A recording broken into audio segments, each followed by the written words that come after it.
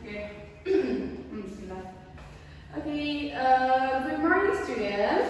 Good morning, Miss. How are you today? I'm fine, thank you. And you? I'm fine, thank you. Jadi sebelum kita masuk pelajaran hari ini, Miss mau mengulang sedikit pembelajaran minggu lalu. Apa sih pembelajaran minggu lalu? Masih ada yang ingat? Ya, betul. Pembelajaran minggu lalu itu mengenai tenses. Jadi, Miss ulang lagi aja ya. Tenses itu bentuk kata kerja berdasarkan keterangan waktu. Jadi, tenses dibagi menjadi 4. Ada present tense,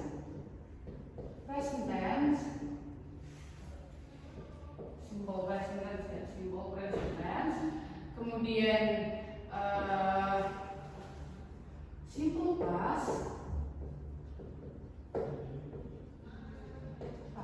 present, past, simple future, dan past future. Nah, tenses itu ada 4, tapi masing-masing tenses ini masih dibagi lagi menjadi 16 tenses. Nah, yang kita pelajari hari ini yaitu mengenai simple present tense. Oke. Selanjutnya,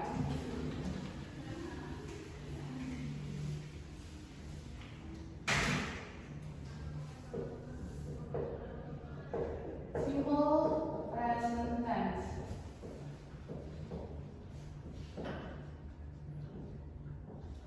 What is simple present tense? Apa itu simple present tense? Apa sih simple present tense? Apa penggunaannya dan bagaimana gunainnya? Nah, kita akan belajar semuanya itu di hari ini. Jadi, make sure teman-teman harus paham ya. Pertama, apa itu simple present tense? Nah, simple dalam present tense itu artinya sederhana. Sedangkan present itu artinya masa kini.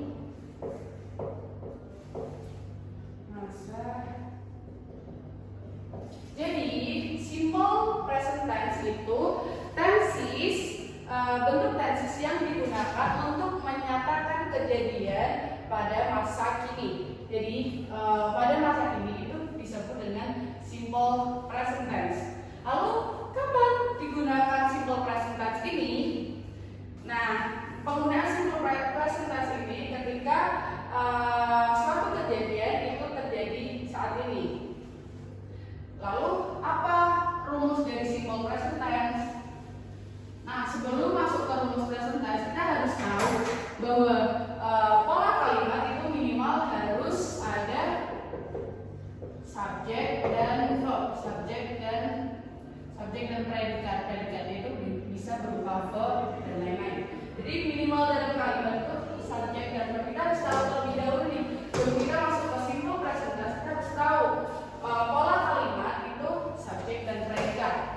Lalu masuk ke rumus simple present tense. Simple present tense.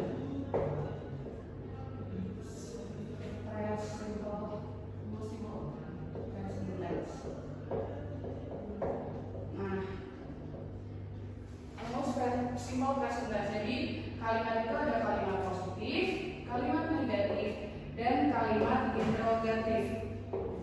Rumus yang pertama, kalimat positif. Jadi dibandingkan ya, rumus yang pertama subjek plus verb 1 atau verb SES plus complement.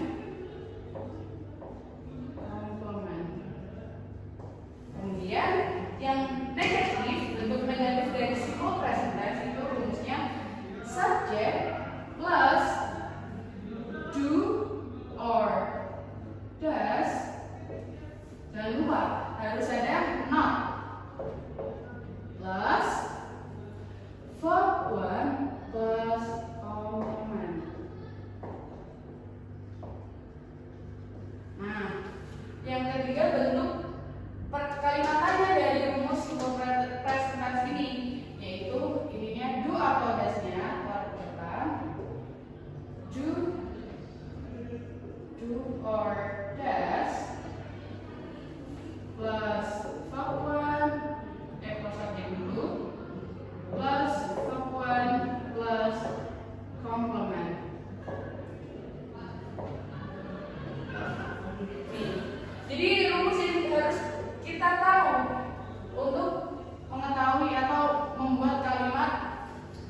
simple present tense. Jadi yang pertama kalimat positif, subjek, verb one atau verb SES plus komplement. Kemudian bentuk negatifnya subjek plus do or does, tidak boleh lupa harus not, diikuti dengan not. Verb one plus komplement. Dan yang bentuk kalimat tanyanya yaitu do or does plus subject plus verb one plus komplement. Lalu apa yang membedakan kapan kita memakai do dan kapan kita memakai does? Nah, bisa saya jelaskan kapan kita memakai do, kapan kita memakai does, kapan kita harus pakai verb s, verb is. Nih, jadi ketika subjeknya berupa I, you, they, we, dan plural subject, dia harus menggunakan verb one.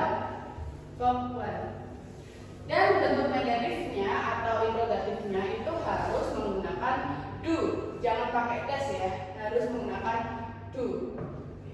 Sedangkan kapan ini pakai does? Ketika dia subjeknya he, she, he, it, and then singular subject. He, she, it, dan singular subject. Nah, dia harus memakai does, verbnya maksudnya verb SES, verb one SES, lalu bentuk negatif dan interrogatifnya harus menggunakan does. Ini kita harus tahu terlebih dahulu sebelum kita membuat kalimat simple present tense. Karena kalau kita salah, jadi kalimat tersebut bukan kalimat simple present tense dan secara gramatikal itu salah. Jadi I, you, they, we, dan plural subject itu harus verb one, verb murni. Sedangkan jika dia ingin membuat kalimat negatif atau pertanyaan harus menggunakan do. Lalu untuk subjek she, he, it, dan singular subject dia menggunakan verb one SES. Dan ketika membuat kalimat negatif dan interrogatifnya harus menggunakan does. Sampai sini paham dulu?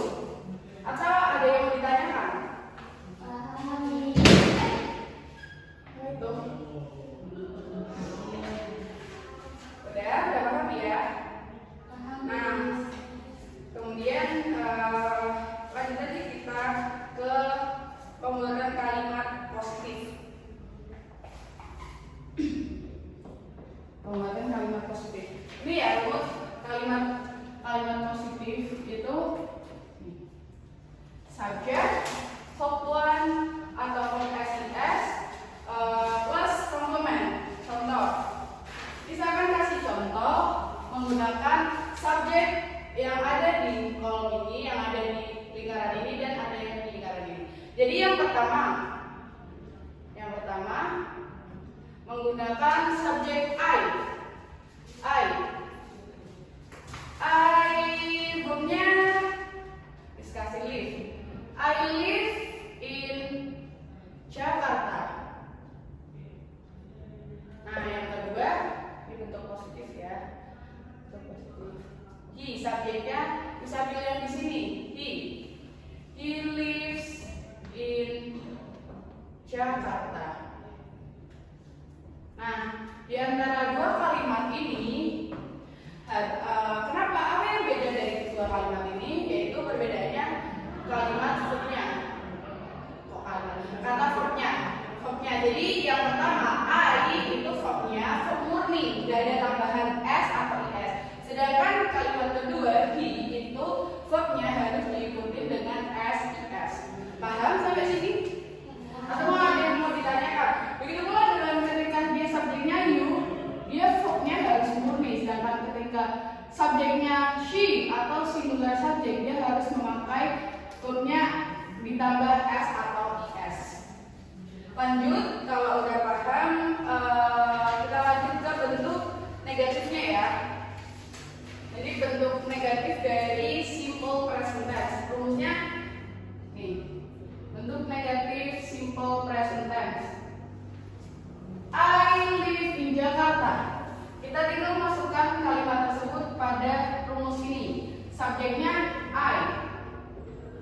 di sini plus do or that. Karena bisa sudah menerangkan bahwa are you, they, we, dan plural subject itu harus menggunakan do. Kita masukkan I do, karena ini harus diikuti not. Jadi I don't live in Jakarta. I don't live in Jakarta. Terus gimana nih cara pakai yang does atau yang verb s ini? Kita masukkan sekarang kalimat negatif kedua dengan subjek he. He harus menggunakan does. Berarti he does, he doesn't. He doesn't live in Jakarta. Nah, tinggal kita masukin aja karena kan sudah ada rumus. Kita harus tahu yang perlu teman-teman tahu harus cara membedakan kapan pakai does, kapan pakai do, kapan pakai verb s atau verb murni. Itu ya. Ada yang mau ditanyakan? Oke, kalau sudah kita lanjut ke kalimat interrogatifnya. Ini bisa. Kalimat interrogatifnya.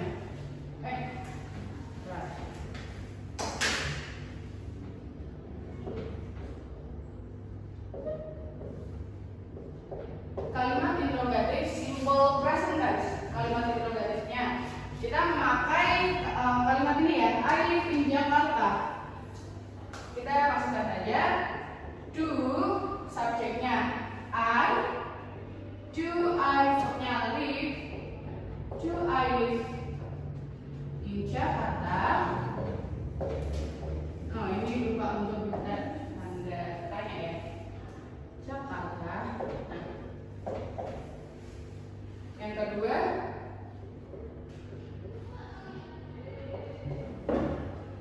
menggunakan subjek he. Subjek he itu harus memakai does. Berarti does he live in Jakarta? In Jakarta. Nah, ini. Yang pertama bentuk kalimat tanya yang pertama, do I live in Jakarta? Dan yang kedua, does he live in Jakarta? Jadi yang membedakan ini ya subjeknya I dan he. Lalu Miss mau tanya, mengapa live di sini tidak diikuti dengan s atau is? Ada yang tahu nggak kenapa live ini pada kalimat does he live in Jakarta tidak diikuti dengan kata tidak diikuti dengan SIS? Ada yang tahu? Nah, kenapa tidak diikuti dengan SIS? Karena SIS ini sudah masuk ke does. Jadi does itu harus diikuti dengan verb murni. Does verb murninya live. SIS-nya sudah masuk di does. Jadi kalimatnya yaitu does he live in Jakarta. Sampai sini kalimat positif, kalimat negatif dan interrogatifnya. Apakah ada yang mau ditanyakan? Tidak. Oke, paham ya sampai sini? Lanjut, kita lanjut mengenai kata keterangan atau adverb of frequency. Ini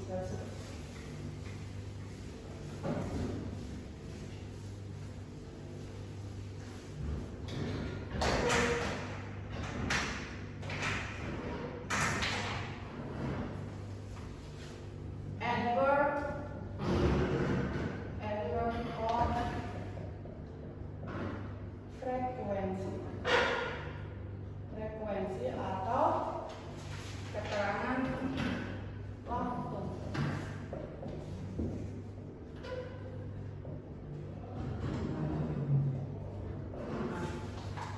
Adverb of frequency atau keterangan waktu. Apa itu adverb of frequency atau keterangan waktu? Apa itu adverb of frequency atau keterangan waktu?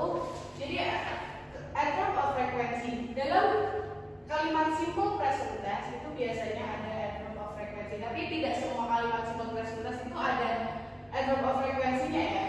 Jadi jika kalimat tersebut ada adverb of frequency, berarti kalimat tersebut sudah pasti termasuk simple present tense. Apa aja yang termasuk dari adverb of frequency? Miss contohkan 5 aja. Bisa kalian lihat di buku. Yang pertama, biasanya atau usually. Kemudian selalu, always, setiap hari, every day. Kemudian tapi tidak pernah. Tidak pernah. Tidak. Macet semua ya. Tidak pernah. Itu never. 4 dulu deh. Miss kasih contoh 4 dari sebarang yang ada di tabel adverb of frequency. Contoh kalimatnya yaitu mau pakai never. Jadi kalimatnya he never forget his phone. His phone. He never forget his phone. Jangan lupa ya teman-teman, forget itu harus diikutin verb s. Kenapa harus diikutin verb s? Karena dia verbnya, subjeknya he. Jadi verbnya harus diikutin verb s. He never forget his phone. Jadi jika suatu kalimat ada adverb of frequency, dia termasuk simple present tense. Memang jadi kalau mau buat kalimat simple present tense, tambahin aja adverb of frequency. Tapi jangan lupa struktur atau rumusnya ya. Sampai sini, apakah ada yang mau ditanyakan? Atau udah paham? Kalau sudah paham, Miss mau kasih tugas untuk minggu depan. Ya, tugasnya yaitu buatlah 5 kalimat, 5 aja kalimat simple present tense menggunakan adverb of frequency ya. Adverb of frequency. Adverb of frequency. Jadi kalimatnya harus ada kalimat positif, kalimat negatif, dan kalimat interrogatif. Nah, ini tugas untuk minggu depan. Jangan lupa, ini untuk minggu depan. Sampai sini apakah ada yang mau ditanyakan sebelum Miss tutup pertemuan?